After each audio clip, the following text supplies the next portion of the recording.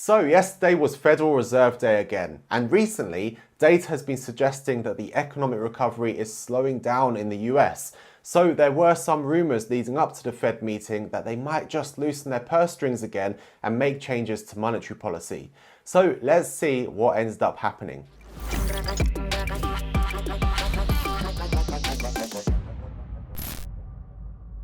Hey guys, it's Nicholas here, and this is Market Movers, where we cover the news that moves the markets.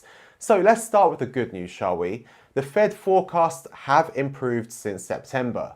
Over to you, Jerome. The recovery has progressed more quickly than generally expected, and forecasts from FOMC participants for economic growth this year have been revised up since our September summary of economic projections. Even so, overall economic activity remains well below its level before the pandemic, and the path ahead remains highly uncertain. But despite this, Jerome Powell did reinforce his message that the central bank will be maintaining an accommodative stance on economic policy. We expect to maintain an accommodative stance of monetary policy until these employment and inflation outcomes are achieved. With regard to interest rates, we continue to expect it will be appropriate to maintain the current 0 to 1/4% target range for the federal funds rate until labor market conditions have reached levels consistent with the committee's assessment of maximum employment, and inflation has risen to 2% and is on track to moderately exceed 2% for some time. In addition, as we noted in today's policy statement, we will continue to increase our holdings of Treasury securities by at least $80 billion per month and of agency mortgage-backed securities by at least $40 billion per month until substantial further progress has been made toward our maximum employment and price stability goals.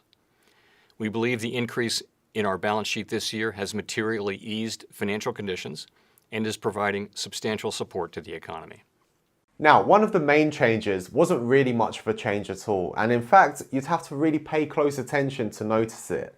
Basically, in previous statements, Powell has usually referred to continuing bond purchases for the coming months, but that has now changed to bond purchases remaining until substantial further progress has been made towards the committee's maximum employment and price stability goals. So what this implies is that the Fed is setting a longer time horizon for their bond purchases to continue supporting the economic recovery.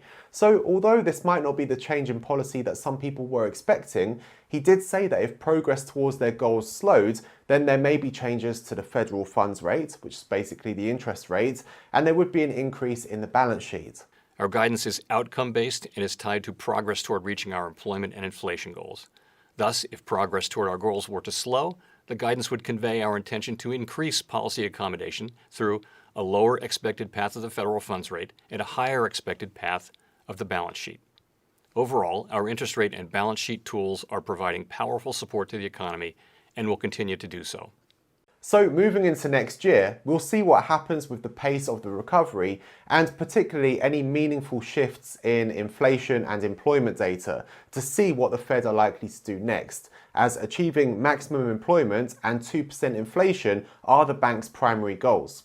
If progress towards those goals starts to slow down, this could mean that changes to the bond buying program may need to be made, such as increasing the average maturity of bond purchases, or perhaps we could even see negative rates in the US for the first time. Anything's possible.